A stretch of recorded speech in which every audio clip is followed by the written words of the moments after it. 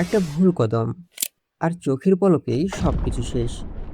মাইলের পর মাইলে খাকা করা তপ্ত মরুভূমি, মাথার উপর জ্বলন্ত সূর্য আর তৃষ্ণায় বুকটা শুকিয়ে কাঠ হয়ে যাচ্ছে। আর পায়ের নিচে রয়েছে জীবন্ত মৃত্যুর ফাঁদ। হ্যাঁ, পা সরালেই শরীর ঝাঁঝরা হয়ে উড়ে যাবে বাতাসে।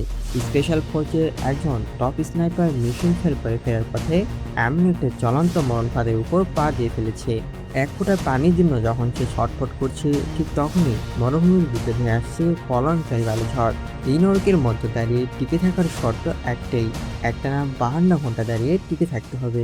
আর তার চেয়ে বড় নির্মমতা ছিল চোখের সামনে নিজের সবচেয়ে প্রিয় বন্ধুকে মরতে দেখেও তাকে বাঁচাতে না পারা। কিন্তু সবকিছু শেষে এই 52 ঘন্টার মরণ ফাঁদের আড়ালে লুকিয়ে থাকা আসল সত্যিটা কি ছিল?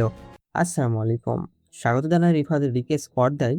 সঙ্গে আছে আমি রিফাত আহমেদ। চলুন আর এক সেকেন্ডও বকবক না করে চ্যানেলটিকে দ্রুত সাবস্ক্রাইব করে আজ এই মরণ ফাঁদের পিছনে পুরো গল্পটা একদম সহজ ভাষায় জেনে নেওয়া যাক। ইতিহাসের সবচেয়ে রোমামহর্ষক আর বুক কাঁপানো এই লড়াইয়ের শেষটা দেখতে ভিডিওটি একদম শেষ পর্যন্ত দেখতে থাকুন।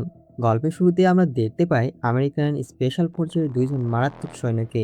একজন আমাদের মেন হিরো মাইক, যে খুবই তুখোর একজন স্নাইপার, আর অন্যজন তার জানের দিব্যি দোস্ত টমি। তারা মরুভূমিতে এসেছে একটা খতরনাক সন্ত্রাসী নেতাকে খতম করার মিশনে।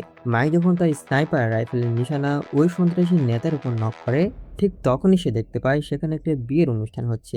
আর ওই নেতার পাশে তার নিষ্পাপ মেয়েটি কনের সাথে দাঁড়িয়ে আছে। নিজের মেয়ে বেজে একজন বাবা হাসি মুখে দাঁড়িয়ে আছে দেখে মাইকের মনটা ইমোশনাল হয়ে যায়। তার আঙুল ক্লিয়ার থাকলেও সে গুলি করতে পারছিল না। এদিকে দূরবীন দিয়ে এই দৃশ্য দেখে টমি অস্থির হয়ে ওঠে।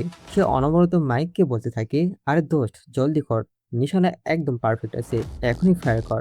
কিন্তু মাইক তাও গুলি করতে পারে না। সে মেইন অফিসে রেডিও করে জানায় যে, স্যার, এখানে একটা বিয়ে হচ্ছে, আমি কি এখনই গুলি করব? কিন্তু হেডকোয়ার্টার বা কমান্ডার অফিস থেকে অত্যন্ত নিষ্ঠুরভাবে তাকে জানানো হয় যে কোনো কথাই হবে না। দীর্ঘ 3 মাস 3 রাত খোঁজার পর এই শত্রুকে এই জায়গায় পাওয়া গেছে, মিশন কমপ্লিট করতেই হবে, এটাই ফাইনাল অর্ডার। কিন্তু অবশেষে সেই বিয়ে দেখে মাইক আর পারল না। সে ইমোশনাল হয়ে যায়, তাই স্নাইপার গানটি উল্টো দিকে ঘুরিয়ে নেয়। আর ঠিক তখনই ঘটে যায় এক মস্ত বড় ভুল। বন্দুকটি ঘোরানোর সময় সূর্যের কড়া আলো স্নাইপারের কাচের উপর পড়ে চকমক করে ওঠে। আর দূর থেকে সে আলোর ঝলকানি দেখে সন্ত্রাসীরা বুঝে ফেলে আশেপাশে স্নাইপার লুকিয়ে আছে। চারদিকে শোরগোল পড়ে যায়।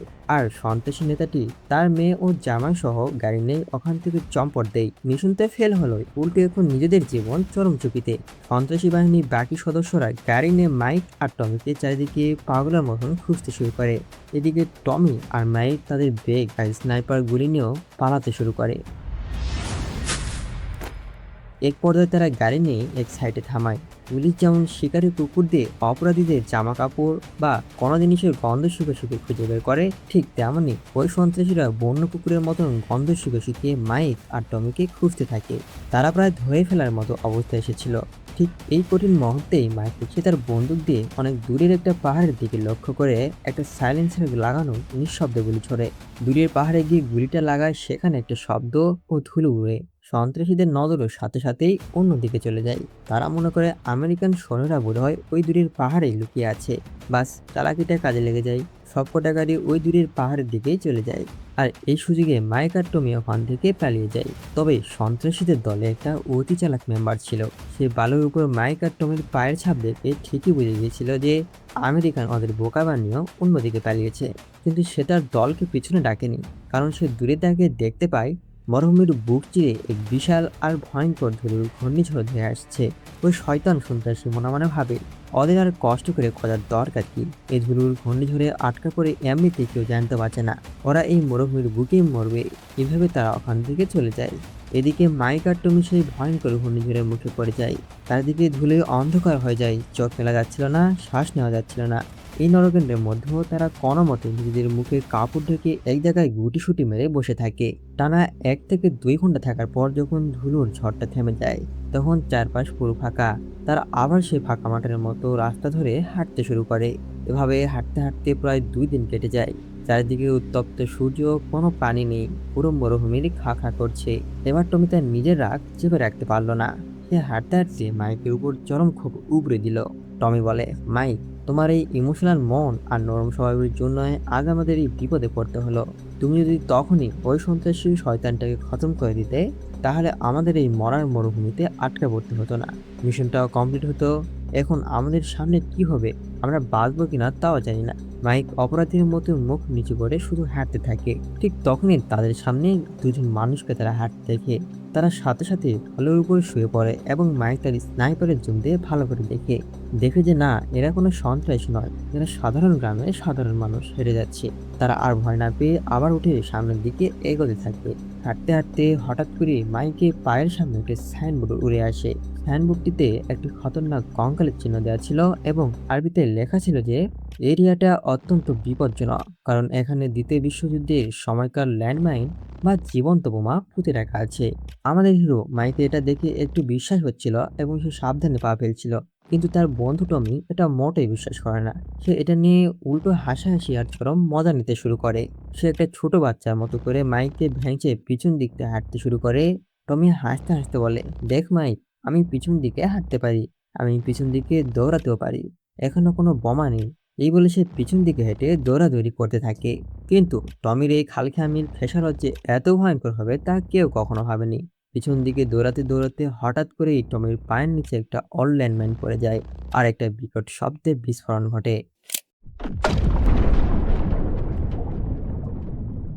টমি এক ঝটকায় বাতাসে উড়ে গিয়ে অনেক দূরে ছিটকে পড়ে।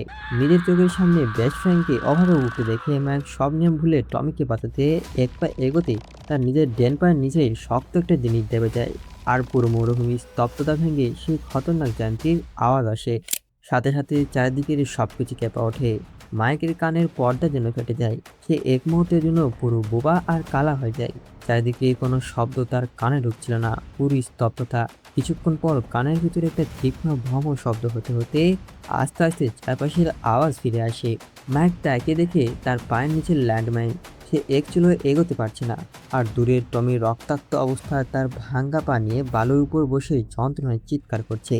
সে মাইকের কাছে বাঁচার জন্য আকুতি জানাচ্ছিল, মাইক, আমাকে বাঁচাও, আমি আর সহ্য করতে পারছি না।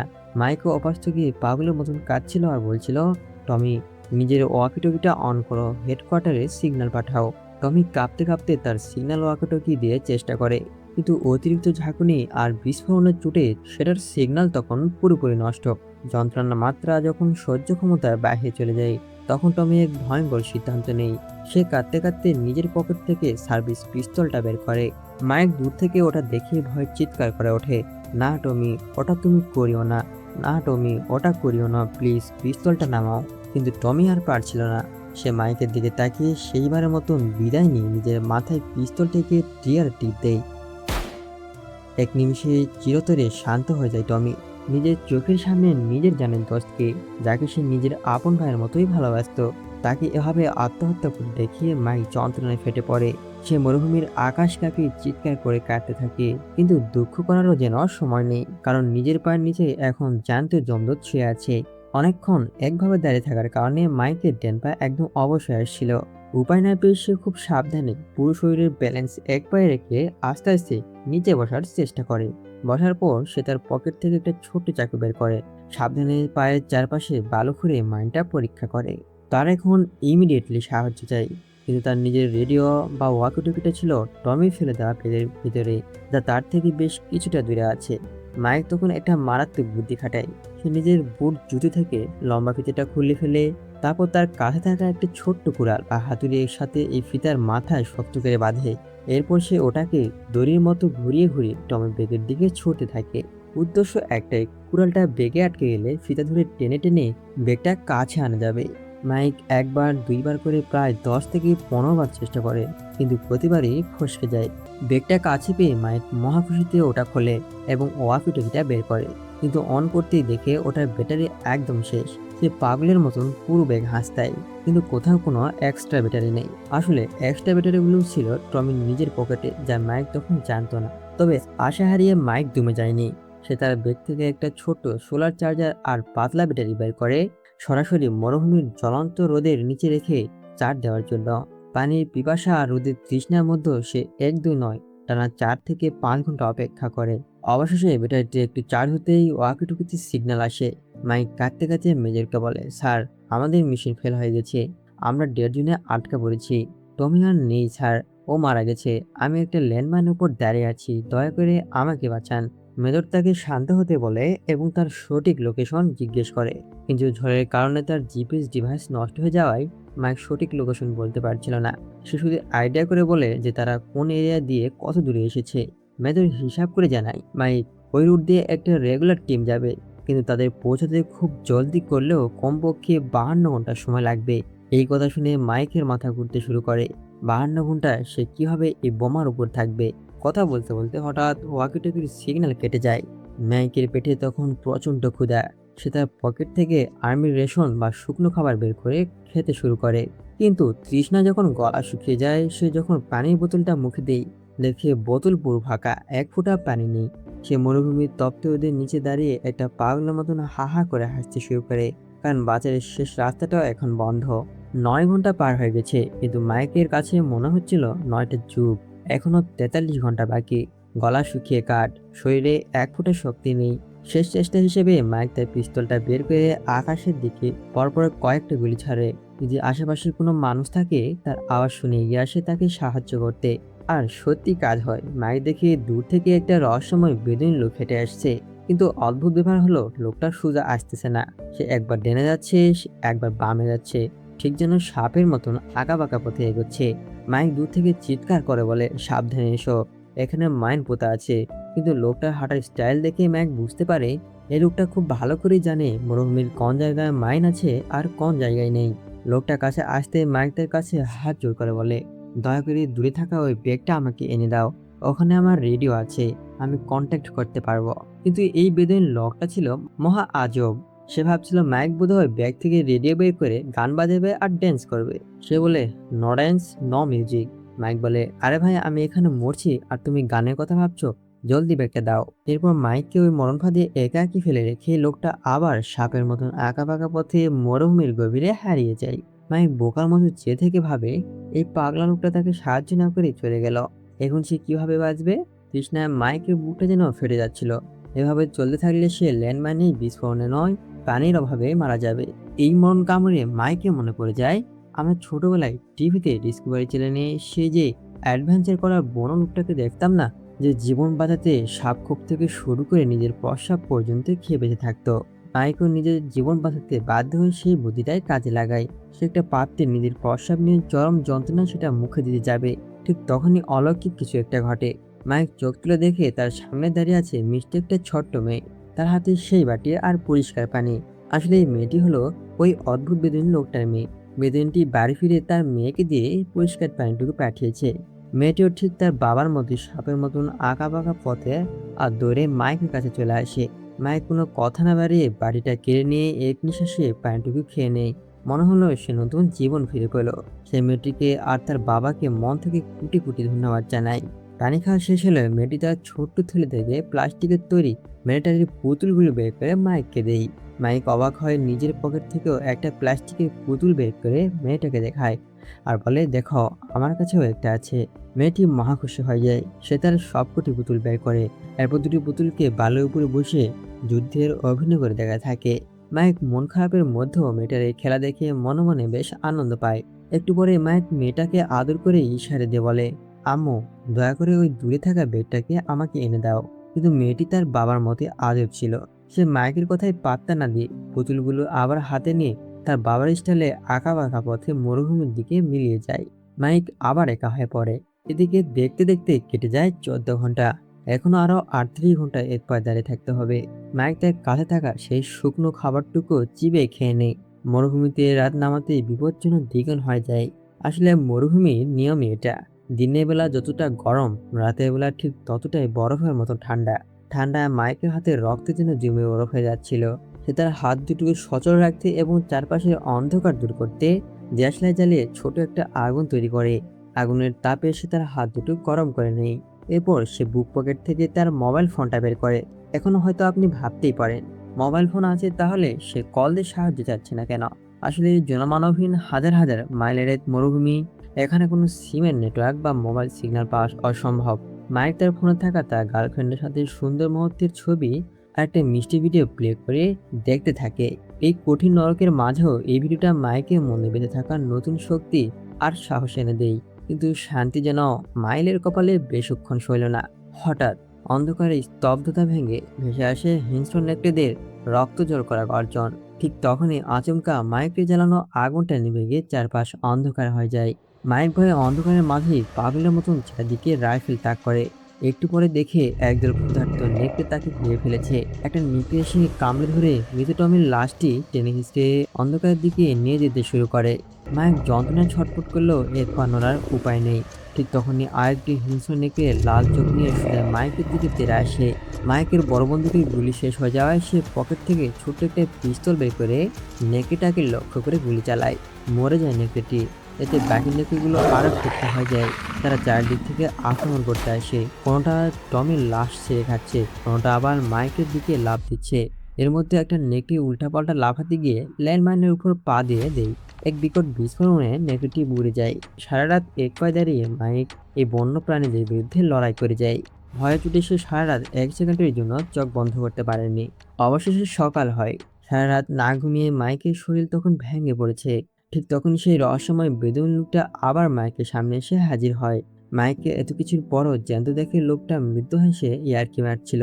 মাইক রেগে গিয়ে বলে, আরে ভাই, তুমি তো মহা শয়তান। আমার পায়ের নিচে বোমা আর তুমি মজা নিচ্ছ? দয়া করে আমাকে রেডিওতে দাও। অনেক কথা কাটাকাটির পর বেদুইনটি অবশেষে রাজি হয় এবং মাইকে সে হারিয়ে যাওয়া বেগ থেকে ওয়াকিটকিটা এনে তার সামনে ধরে। কিন্তু দেওয়ার ঠিক আগ মুহূর্তে সে হাত গুটিয়ে নেই। বেদুইনটি মাইকে মিলিটারি পোশাকের দিকে তাকিয়ে গম্ভীর গলায় বলে, তুমি একজন সোলজার, তাই না? তার মানে তুমি মানুষকে মারো। তুমি একজন খুনি। আমি একজন খুনিকে সাহায্য করতে পারি না। মাইক চিৎকার করে নিজের আত্মপক্ষ সমর্থন করে বলে, না, আমি কোনো খুনি নয়। আমি দেশের শত্রুদের হাত থেকে নিজের দেশের মাসুম মানুষদের বাঁচাই। আমি আমার দেশকে রক্ষা করি। মাইকের চোখে সততা দেখে বেদুইন লোকটা মন গলে। সে ওয়াকিটকিটা মাইকের হাতে দিয়ে দেয়। কিন্তু দেওয়ার পরে লোকটা আবার চলে যেতে শুরু করে। এখনো 24 ঘন্টা বাকি। মাইক বুট জুতাটা কেটে ফেলে যাতে রক্ত চলাচল করতে পারে। তীব্র রোদ আর গরমে হাত পা সচল রাখতে এসে সূর্যের দিকে হাত মেলে ধরে। এর কিছুক্ষণ পরে মাইকের মাথায় শুরু হয় তীব্র হ্যালুসিনেশন। সেই স্পষ্ট দেখতে পায় মৃত টমি আবার জীবন্ত হয়ে তার পাশে এসে দাঁড়িয়েছে এবং তার সাথে খুব ইয়ার্কি মারছে। দেখতে দেখতে দ্বিতীয় রাত নেমে আসে।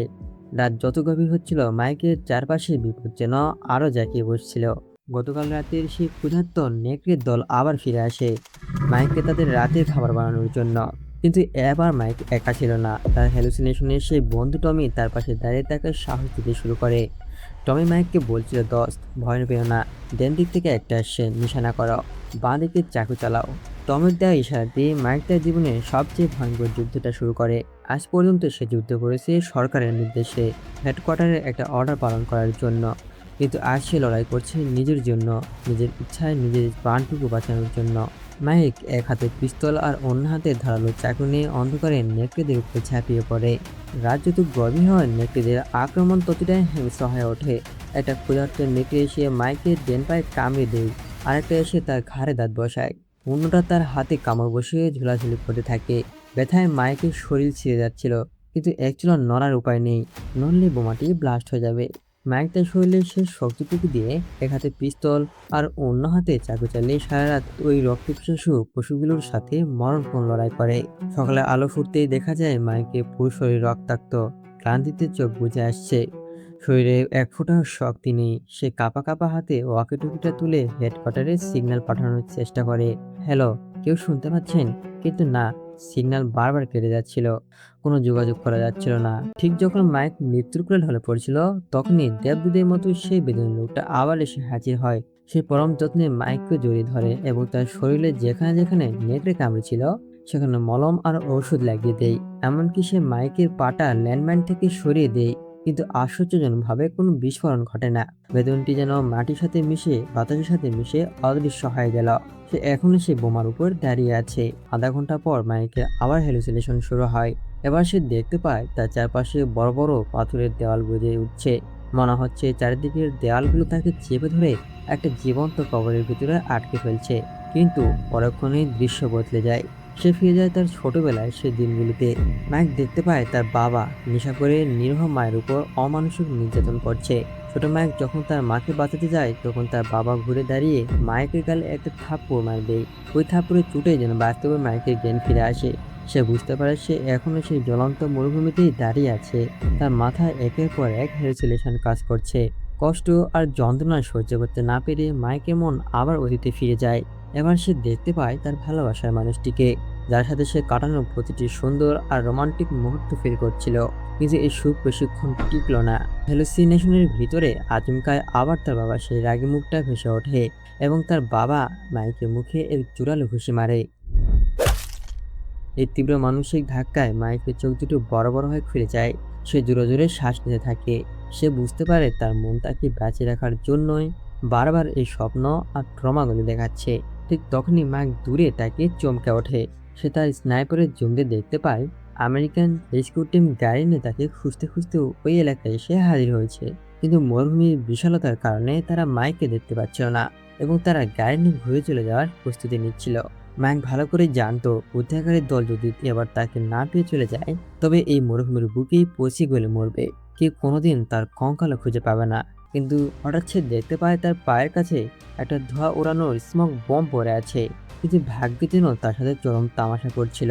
মাইক যখন ওই স্মোক বম্বটি হাতে নেওয়ার চেষ্টা করছিল ঠিক তখনই ছায়া করে একটা স্নাইপারের গুলি এসে তার বুক এপর ওপর করে চলে যায়। একে বলে কাটা খায় নুনের ছিটা। জঙ্গি সন্ত্রাসীরা মাইককে চারদিক থেকে ঘিরে ফেলে অনবরত গুলি চালাতে শুরু করে। মৃত্যুর এত কাছে এসে তার ট্রেনিং ভুলতে পারে না। মাইক তাই স্নাইপার রাইফেলটা শক্ত করে ধরে। তার প্রতিটি শট ছিল নিখুঁত আর মারাত্মক। শুরু হয় মরুভূমির বুকে এক নিঃসঙ্গ সিংহের সাথে একা একশো যুদ্ধ। মাইক যখন আবারও ট্রিগার চাপে রাইফেলের কোনো আওয়াজ হয় না। বুলেট শেষ। এদিকে দূরে জিপ আর হেলিকপ্টারের শব্দ আবার স্পষ্ট হতে থাকে। অবশেষে সে বাঁচার জন্য সমস্ত আশা ছেড়ে দেয়। সে মরণ ফাঁদ থেকে তার পা সরিয়ে নেয় এবং হাত পা ছুঁড়ে দিয়ে ধপাস করে মাটিতে লুটিয়ে পড়ে। মাটিতে আসে পড়ার সাথে সাথে মাইক চোখ দুটো শক্ত করে বন্ধ করে নেয়। সে ভাবছিল এই বুঝি ব্লাস্ট হলো। সে কাঁপতে কাঁপতে নিজের হাত দিয়ে বালু ফুটতে শুরু করে আর বালু সরাতে মাইকের চোখ কপালে উঠে যায়। কারণ সেখানে কোনো ল্যান্ডমাইন বা বোমা ছিল না। ওটা ছিল একটা মরিচে ভরা টিনের কৌটা। হ্যাঁ, একটা খেলনা মরিচে ধরা টিনের কৌটার উপর পা দিয়েই মাইক তার জীবনের ভয়ঙ্কর 52টি ঘন্টা পার করেছে। এই নরক যন্ত্রণা, ক্ষুধার তৃষ্ণা, নেকড়েদের সাথে রক্তাক্ত যুদ্ধ, জানের 10 টমের সাথে আত্মহত্যা, সবই ছিল একটা অর্থহীন টিনের কোটার কারণে। এই সত্যটা জানার পর মাইক তপ্ত বালুর উপর শুয়ে পাগলের মতো খিলখিল করে হাসতে থাকে। এ যেন এক ট্রাজেডিক ও অদ্ভুত হাসি কান্নায় মরুভূমি ভারী হয়ে ওঠে। তারপর মাইক স্মোক বম্বটি নিয়ে আকাশে রঙিন ধুলা উড়িয়ে দেয়। রেস্কিউ টিম সেটা দেখতে পায়। অবশেষে রেস্কিউ টিম মাইককেও উদ্ধার করে নিয়ে যায়। মাইকের মাথায় তখন একটা কথাই ঘুরছিল, এই 52 ঘন্টার যুদ্ধ তাকে জীবনের সবচেয়ে বড় শিক্ষাটা দিয়ে গেছে। মাইক বুঝতে পারে একটা মানুষ যখন দেয়ালে পিঠ থেকে যায় তখন সে নিজে অজান্তে মহাজাগতিক এক শক্তির অধিকারী হয়। একজন সৈনিকের জীবন কতটা কষ্টের, কতটা বেদনার তা বাইরে থেকে কখনো পরিমাপ করা যায় না। সে শিখেছে যে পরিস্থিতি যতই কঠিন হোক না কেন জীবনের শেষ মুহূর্ত পর্যন্ত লড়াই করে যেতে হবে। তো বন্ধুরা, কেমন লাগলো মাইকের এই নিঃসঙ্গ মরুভূমি শ্বাসরুদ্ধ করে বেঁচে থাকার গল্প? একটা সাধারণ টিনের কোটা যে মানুষের জীবন কিভাবে উলটপালট করে দিতে পারে তা কি আপনার কখনো ভেবেছিলেন? এই চ্যানেলে যদি আপনি নতুন হয়ে থাকেন তবে এখনই সাবস্ক্রাইব করে পাশে থাকা বেল আইকনটি অন করে দিন, যাতে এরকম হাড় কাঁপানো এবং ইন্টারেস্টিং মুভির গল্প সবার আগে আপনার কাছে পৌঁছে যায়। আজকে মুভি এক্সপ্লেনেশনের কন্টেন্টটা আপনাদের সবচেয়ে বেশি গায়ে কাটা দিয়েছে? অবশ্যই ঝটপট নিচে কমেন্ট করে আমাকে জানিয়ে দিন। আর হ্যাঁ, ভিডিওটা ভালো লাগলে লাইক দিতে কিন্তু একদম ভুলবেন না, আর বন্ধুদের সাথে শেয়ার করে দিন। আজ তবে এখানে বিদায় নিচ্ছি। সবাই ভালো থাকবেন, সুস্থ থাকবেন। আল্লাহ হাফিজ।